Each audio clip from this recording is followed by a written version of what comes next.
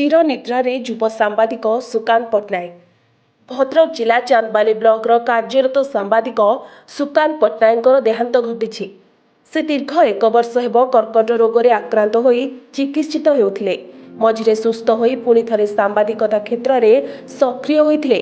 ଇତିମଧ୍ୟରେ 2 ଦିନ ତଳେ ତାଙ୍କର ଶେଷ କେମୋ ମଧ୍ୟ ଦିଆ ସରିଥିଲା।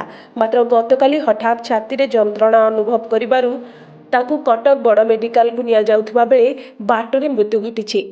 ତେବେ ଆଜି ସକାଳେ ତାଙ୍କର ବାସଭବନ ଘଣ୍ଟେଶ୍ୱର ଅଞ୍ଚଳ କୋଳିଆଡିଆଠାରେ ଅଞ୍ଚଳର ନେତା, ସାଧାରଣ ଜନତା ଓ ଗଜଲକ୍ଷ୍ମୀ ପୂଜା କମିଟିର ସମସ୍ତ ସଦସ୍ୟ ତାଙ୍କ ଶେଷ ଦର୍ଶନ କରିଥିଲେ। ଚାନ୍ଦବାଲି ବ୍ଲକର କାର୍ଯ୍ୟରତ ସମସ୍ତ ସାମ୍ବାଦିକମାନେ ଉପସ୍ଥିତ ରହି ତାଙ୍କର ପରିବାର ସହିତ ସହଯୋଗ କରିଛନ୍ତି। ମୁନା ପଟ୍ଟନାୟକଙ୍କର ଏକ 6 ବର୍ଷର ଝିଅ ଏବଂ 2 ବର୍ଷର ଏକ ପୁଅ ମଧ୍ୟ ଅଛି।